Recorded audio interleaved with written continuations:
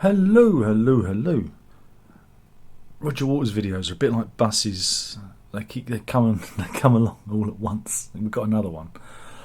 This was hinted at in the was it Berliner Zeitung? I think that's what it was called. The German article that broke at the weekend. It was hinted at that Roger Waters has re-recorded Dark Side of the Moon. It was just hinted at.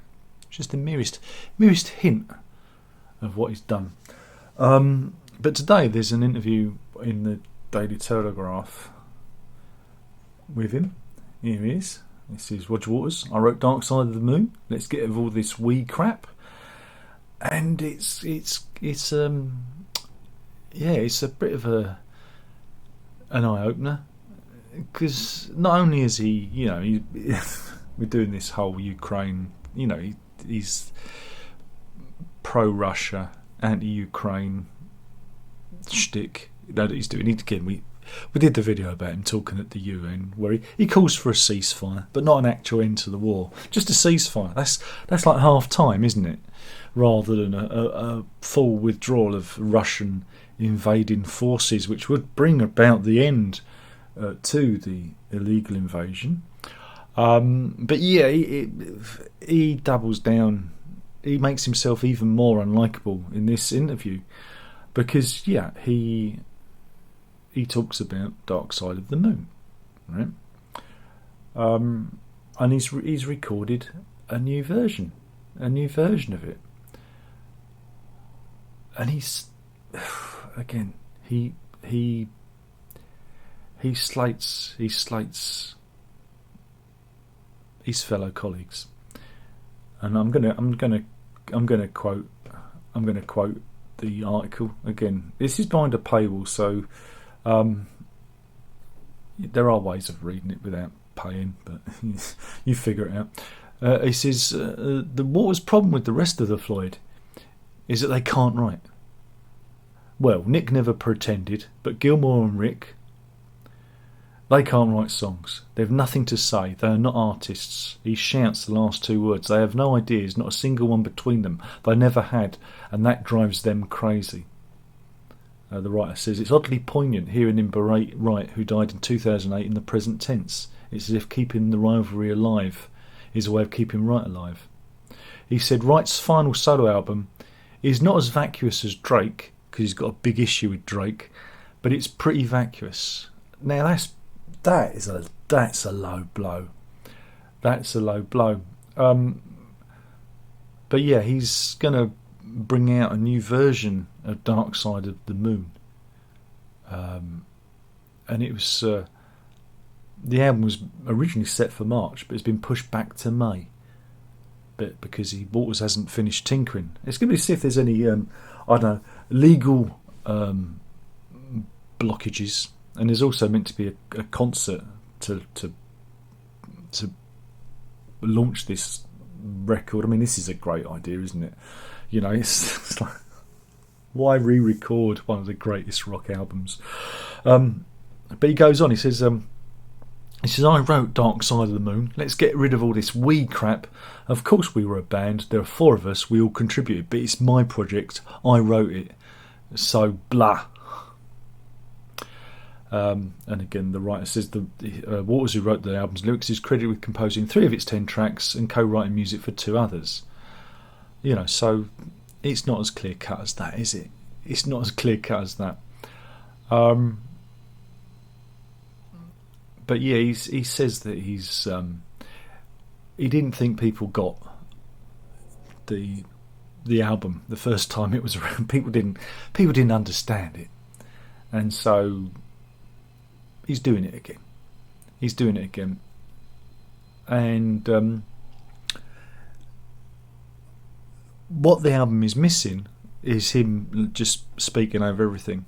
The writer has heard the whole album, because he played it in its entirety to him, and the writer explains that on a number of the instrumental passages, Waters speaks poetry over it. I'm sure that's going to add to the experience. He really has gone off the deep end. So yeah, he's sort fit to re-record it, but apparently he doesn't actually play on the album. He only plays on one part, according to again the writer. The writer says he only adds bass guitar, a bass guitar solo. I'm trying to find the quote now. But yeah, so that should be interesting, shouldn't it? Yeah, he plays a terrific bass solo on Us and Them. But the album includes multi-instrumentalist collaborator Gus Sifrit's girlfriend Asniv Korkjian, plus Baptist minister on Hammond organ. So there we go.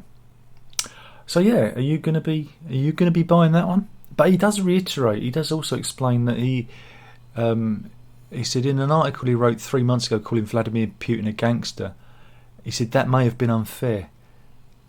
You see, he says now he has he has more respect for Putin. He says it may be he's leading his country to the benefit of all people of Russia. And he kept referencing Ukraine as the Ukraine, which again is which is very pro-Russia. It's an interesting article. I think you should read it. And again, he explains that he's not allowed to play in Germany because they see him as an anti-Semite because of the way he expresses his disdain for Israel. Again, there's nothing wrong with being critical of the Israeli government. I'm critical of it, but it's the way he frames it. He uses anti-Semitic tropes, about Jewish cabals being in control of everything, and it's one of the pillars of anti-Semitism, and he knows what he's doing. Also, some of the imagery that he's used is very problematic. I mean, it is ironic that in The Wall, his character of Pink becomes a fascist, an anti-Semitic, racist fascist, and we have Walters almost repeating. He didn't. The idea is that you don't repeat these lessons that we teach, but he has done that. But yeah, it's quite astounding article if you can read it. It's easy. It's easy to find. Maybe I can do a link. I'll put a link in, and you can read it. Okay, and you can see what you think of him. Not only with his what you think of his thoughts of Pink Floyd as an entity, of Dark Side of the Moon as a collaborative effort. I mean, where would it be without Richard Wright's keyboard? His piano playing on that. Come on. Where would it be without Gilmour's voice and guitar work? And Nick Mason as well. Come on, he's very dismissive of Nick Mason. He's a solid. He's not the world's great. Even he says it. He's not. He's the world's greatest musician. Nick Mason always says his biggest regret was never to get lessons. I think it was.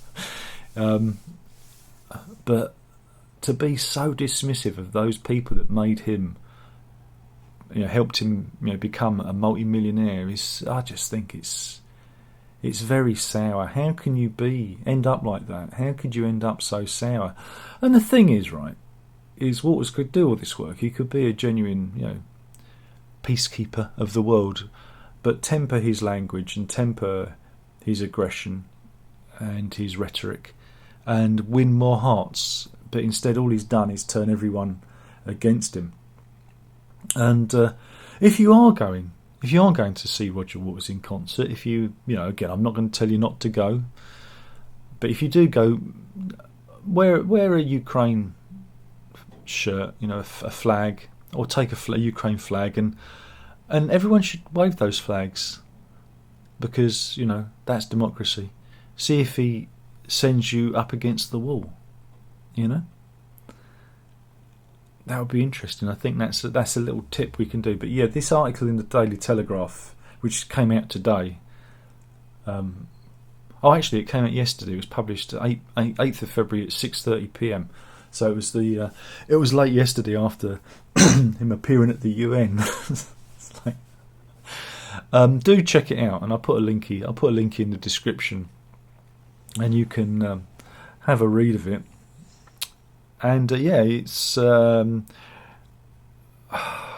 it's sad. It really is sad, because I am a big fan. It's hard when all your heroes it's just implode like this, because I do like his work, and I did like his politics. We're of the same mind.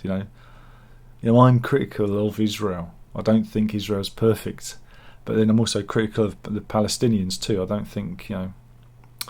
don't think there's a solution there, and that's the problem.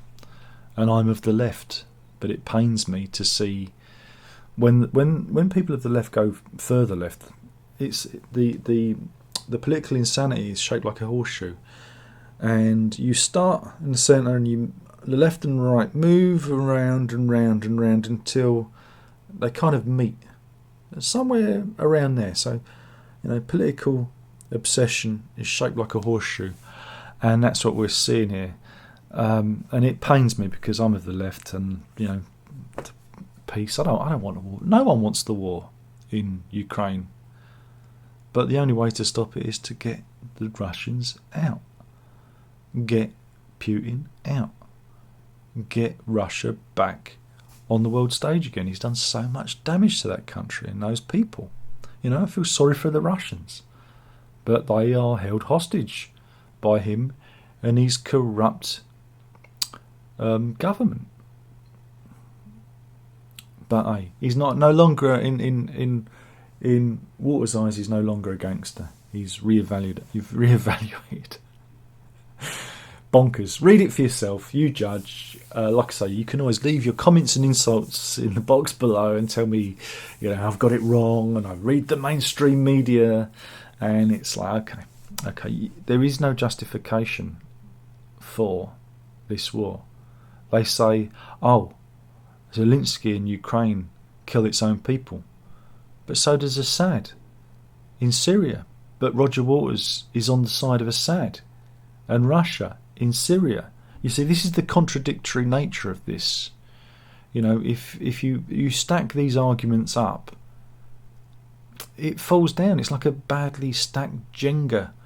It doesn't bear scrutiny. And people will just throw, what about this? What about? And they peel back layers of history.